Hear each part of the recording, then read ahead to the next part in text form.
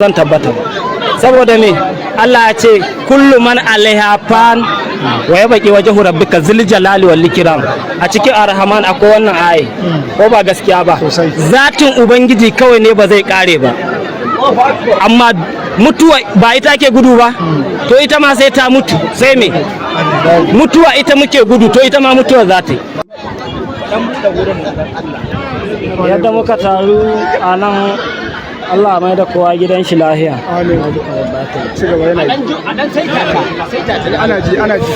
Ana ji. Yadda muka taru, Allah mai da kowa gidan shi lahiya. Kuma alkhairin da ke ciki Allah Ubangiji ya sada mu. Wanda ba mu iya Allah ya mana ba jagora a ciki. Saboda haka nan ni a cikin wannan magana da zan yi, akwai wasu 'yan tambayoyi da nake so da Allah ina son dan gabatar da su, saboda kasancewar me matsala ita ta tara mu. Wace matsala ta tara mu? Matsalar kashe-kashe, ɗaukar dukiya, ga yanan dai ba sai an ce wani abu, kowa da ya san abin da ke. To sannan ni tambaya ta a nan, din Najeriya duk inda ake magana ana magana bahilla ce dan ta'adda ne, barawo, ai akan magana da ake ke. To da Allah tambaya ta farko, a ware man kabilar da ba barayi a cikinta. Duk duniya a ware man ita, kabilar da ba barawo a cikinta a ware man ita. Ku Hausawan da kuke mana magana cewar 'yan ta'adda ne, barayi ne, ba barayin a cikin ku. Akwai su tari. Sannan ba a ɗauki ƙabilanci aka samu ku ba, mu sai aka ɗauki ƙabilanci aka samu, ko ba gaskiya ba? To in ko ba a bar wannan hudodin ba na kashe-kashe da ƙabilancin da ake ɗora mana, to babu ranar da wannan abun zai kai ƙarshe tsakani da Allah. Dole sai an koma an ɗauki hanya ta gaskiya, an yi ma kowa adalci. Kai shugaba ka yi adalci, kai kuma na ƙasa ka yi biyayya, don babu yadda za a yi kai shugaba a yi ma biyayya ba kai ma na ƙasa da kai adalci ba, babu bayyuwa. Kai kuma na ƙasa bayyuwa a yi ma adalci ba kai biyayya ba, ko ba gaskiya ba? Sannan ina da wani misali ko kuma wata tambaya akan irin abin da mu in muka yi za a yada shi a duniya, mu wanda aka yi mana ba za a yada shi a duniya ba. Ina ga kwana-kwanan nan duk mai hawa social media ya ga wata matsalar da ta faru a yankin malumfashi ne, ana cewa an kai hari an kashe mutane a cikin masallaci. To haka ne ba haka bane, Allah kaɗai ya sani. Amma ni ma ina da tawa tambaya a nan, makamancin wancan wanda aka yi a Faskari kuma aka yi shi. Ina ga kowa san Kadisau kuma a Faskari take. Akwai wata ranar Juma'a, 'yan uwanmu Fulani a cikin masallaci aka kamo su kamar kaji, ɗaya bayan ɗaya aka yanka su har mutum 5. Kuma an yi zana'idar su a kamfanin Dauda. Ina ga kila ba mamaki akwai mutanen garin anan tun kahin su girbi abin da suka shuka kenan. Amma da aka je aka yi masu, aka kama yaɗawa, an yi kaza aka rihe abin da su suka yi. To kaga ire-iren wa'annan abubuwan duk akwai su, in muka yi ta zaƙulo su wala suna da yawa, ko ba gaskiya ba? An yi mana mun rama, Allah ce kamatu dini tudan, yadda kai za a yi maka. To haka da ka kashe man zan kashe ma, ko ba gaskiya ba? Ran nan ɗaya ne, in ka rasa shikenan, in na rasa shikenan. Ranka bai hinau ba, ran babanka bai hina babana ba, ran innaka bai hina innata ba, ko ba gaskiya ba? Kuma Allah da kanshi ya faɗa, wala qad karamna bani adam, Allah ya karrama dan adam fiye da duk halittar da ya yi, ko ba gaskiya ba? To sannan ta ya za a yi mu a kama zubar da jinin mu, ku yi tunanin za ku zanna lahiya? Wallahi ba za ku zanna ba, sai dai jiran lokaci kawai.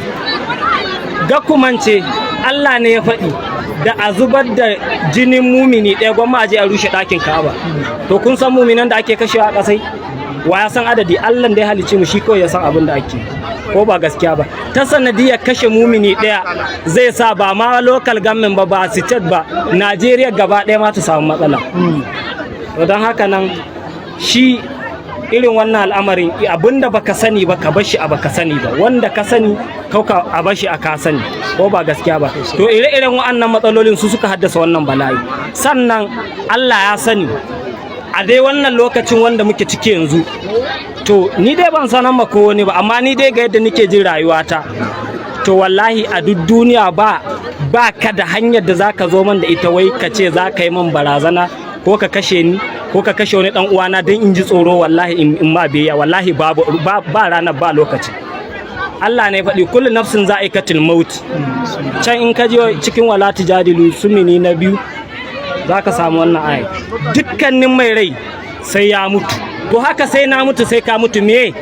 Kuma in mun je lahiran nan abinda kai shi zaka girba. Kowaye kai faman ya amal misqala zaratin khairan yara wa man ya amal misqala zaratin sharran yara. Kowaye kai kau, saboda ai an je lahira ba babanka zai hisabi ba, ba innaka za ta yi ba, Allah ba shawarar ka zai nema ba.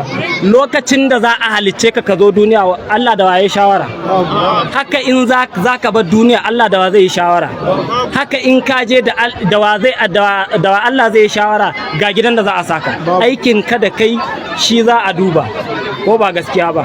To don haka nan da mu da ku a nan tare muke, haka ko mun mutu tare za a tashi. Gida biyu ne da in aka lalubo ka wuta ba a ganka ba to kana aljanna, in aka lalubo ka aljanna ba a ganka ba kana ina. To duka da mu da Hausawan da Hilanin duka dai dole nan za mu tabbata, ko ba gaskiya ba. To don haka nan mu dawo mu makan mu kiyamar laili, ko ba gaskiya ba. Ba mu tabbata duniyan nan, ba mu tabbata. In kuma akwai wanda zai tabbata shikenan ya daga hannu, ba mamaki ga nan wajen ba wani. Ni dai na sani ba zan tabbata ba, saboda me Allah ya ce kullu man alaiha fan wa yabqi wajhu rabbika zil jalali wal ikram. A cikin arhaman akwai wannan aye, ko ba gaskiya ba. Zatin ubangiji kawai ne ba zai kare ba, amma mutuwa ba ita ke gudu ba, to ita ma sai ta mutu. Sai me mutuwa ita muke gudu, to ita ma mutuwa za ta yi. Babu abin da zai saura sai zatin ubangiji. Don haka nan kawai wannan al'amarin Allah kawai ya kamata mu tunkara, mu koma mashi, lokacin za mu sauki wannan al'amarin. Amma duk duniya wannan dai lokacin da muke, wallahi babu bukatan da za a ɗauka a ba wani mukami kowane iri ne a ce zai samar da zaman lahiya a Najeriya a ƙasar na, wallahi ba shi. Amma Allah muka bari ya ban mu da dubaran mu. Tun da kawai mun bashi ya ban mu da dubaran mu, yanzu in muka koma mai kuma zai karbe mu hannu bibbi, ko ba gaskiya ba. Mu kama istighfari, mu gyara kurakuran mu, ka gyara naka in gyara na, kowa alƙalin kan shi ne. Ba wanda bai da kashi sai ka ce kai kana ta da kashi, sai ka je ka ce mai ni in je in wanke ni. Ba wanda bai da laifi, in kuma akwai shi ya daga hannu, ko ba gaskiya ba. To don haka nan kowa da matsalar shi, domin Allah magana kashe-kashen nan a gan mu cikin gari a kame a yanke, ba ka yi ma kowa komi ba, akwai matsala. A ganka a kame a tai aje a ɓoye ka, a ce ana neman abin da baka da shi, to nuna mana akai. Saboda kautun da an nuna mana dole mu koya, ko ba gaskiya ba. Kahin bahilla ce ya kama mutum ya kai shi daji ya ce yana neman miliyan 1 miliyan 2 har zuwa miliyan 10 ko 20, mu aka fara yi. Akwai mai unguwanni, akwai masu gari, akwai sarakuna, duk sun sani. Daga cikin yan uwanmu ma irin arda filani haka duk sun san irin wannan matsalolin, ko ba gaskiya ba. Yan sanda sun sani, sojoji sun sani. A kame ka kai ka sala koyi, yan uwanka suna son ganin ka ba su ganin ka, sai an ji an shiri a gidanku akwai shanu, akwai nawa ne, kaza ne, to kaza za ku bada, mu ɗauka mu bada a sako mana. Me aka yi amfani da ita? Bindiga ce, ba hannu biyu ba, mu ma Allah ya bamu. Don haka nan duk hanyar da kuka ga wai mun bi a yanzu, muna duk aikin da kuka ga wai muna yi, billahi la ilaha illa ku kuka fara koya mana. Kuma mu dama muna da wani abu, in dai bahilla ce ne kowa ya san wannan. Idan ka koya mai alkhairi, to zai fara ma daidai da abin da kai mai na alkhairi nan, zai gwada ma ba ma ka iya ba. Idan ko ka gwada mana sharri, sai mun gwada ma kai ma wannan sharrin da ka gwada mana wallahi baka iya yin shi ba, ko ba gaskiya ba. Duk hanyar da ka gwada mana, to muna nan muna kallon ka, kuma daidai bakin gwargwado za mu rama ma kura aniyar ta kamar yadda kai mana, ko ba gaskiya ba. To haka mu abin da muke yanzu sai ku auna nuna mana kuka yi mana kuka ko ba gaskiya ba iyayenmu an kashe mata da maza an kashe kuma duk yadda kuke ganin wai ba mu da imani billahi la ilaha illa huwa ni na san wannan mun yi ku imani 100%. Sannan idan ba ku yadda ba ina da tambaya in akwai mai bani amsa dan ya bani. Akwai garin da aka taba ji mutanen mu sun je an yi harbe an yi hada an kashe na kashewa an kama wasu daga cikin mu aka ce mu ba da kuɗin fansa a saka mana su? Akwai garin? Ina ga da wuya in akwai shi. Mu da ka shiga hannu ka shiga har abada rayuwarka ta ƙare.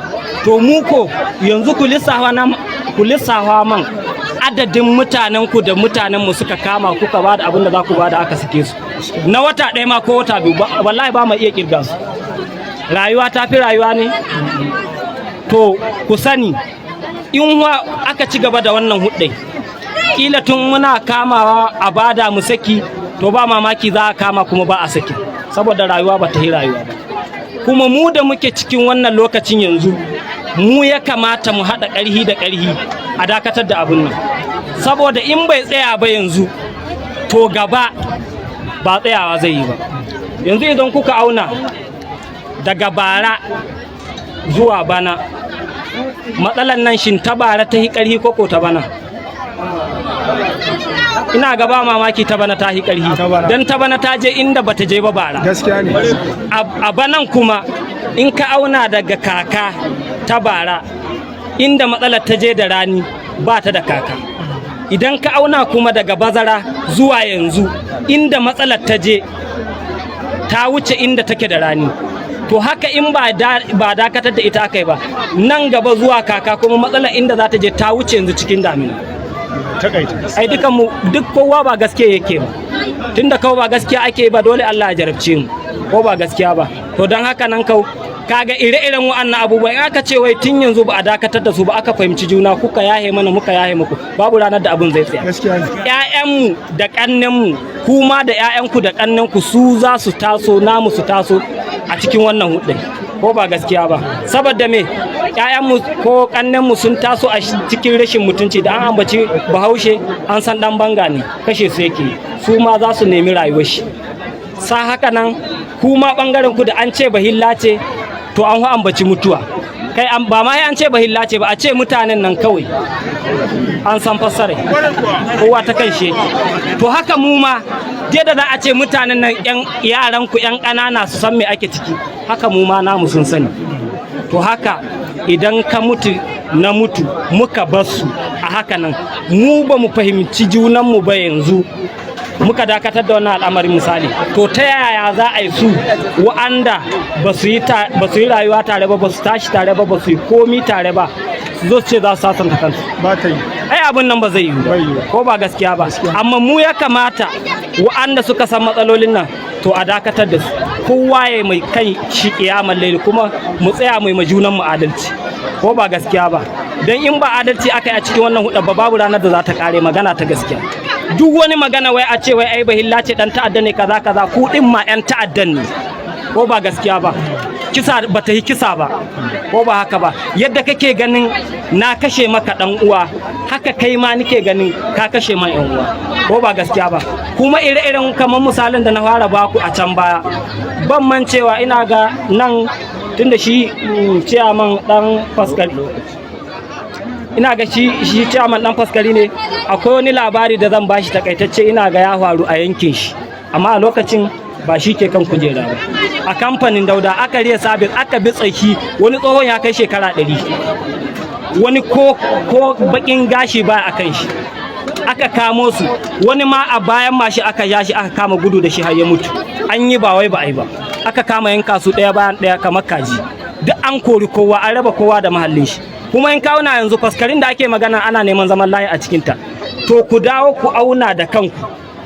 shekara 10 ko 15 hilanin da suke zanne a area da yanzu a cikin kashi 10 kashi nawa za a samu ko kashi ɗaya ba ka samu duk arziki ya kore su ciya ta kore su an kashe kowa an kori kowa to don haka nan daga ran da ka raba ni da mahallina ni ma sai na raba da kada naka daga ran da ka kashe ma wallahi sai na kashe maka don haka nan kawai wannan takaitaccen bayani ne na yi, sannan kamar saboda ƙurewar lokaci bari in ba na gaba da ni, don haka nan jama'a assalamu alaikum.